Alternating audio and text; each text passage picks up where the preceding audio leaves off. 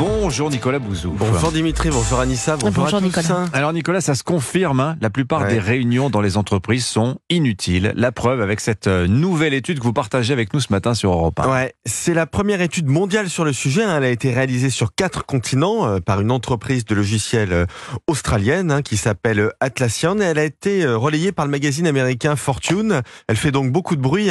Et ce qui est très intéressant, c'est qu'elle a été réalisée après le Covid. Elle intègre donc cette détestable habitude, enfin détestable selon moi, habitude de la multiplication des réunions sur Zoom ou Teams. Vous savez, on en souffre tous quand on est en télétravail. Alors, les résultats de l'étude sont pas surprenants, mais enfin, ils sont quand même édifiants. Dans 72% des cas, les réunions ne permettent ni la meilleure diffusion de l'information, ni une meilleure collaboration.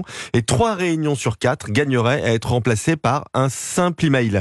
L'étude montre 2 autres choses intéressantes. D'une part, seul un petit groupe de personnes parle en réunion, ce qui rend la conversation inintéressante pour les autres. Je crois qu'on l'a tous vécu. C'est toujours les mêmes en plus. Les réunions débouchent quasi systématiquement sur d'autres réunions. Il y a donc un phénomène cumulatif. Je pense qu'on connaît tous le problème aussi. Bon, la solution, c'est donc moins de réunions, Nicolas. Ouais, moins de réunions pour plus de productivité. Je rappelle que la principale cause de la faiblesse des performances économiques de la France et donc de son déficit public, c'est la faiblesse de la productivité. Alors, l'étude nous dit à cet égard des choses intéressantes. Quasiment 80% des personnes interrogées déclarent avoir du mal à faire leur travail à cause de cette prolifération de réunions inutiles. 76% déclarent que les journées chargées en réunion les épuisent.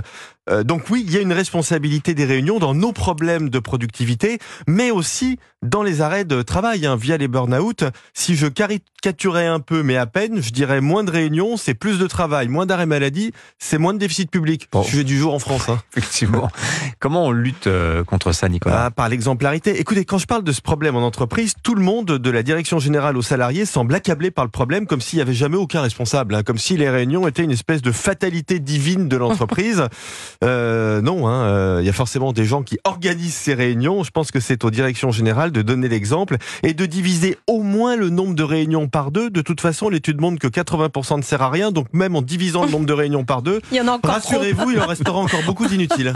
Signature Europe 1, Nicolas Bouzou. Mais c'est toujours sympa de se réunir avec vous le matin. Vous êtes adorable. 7h23. Bon.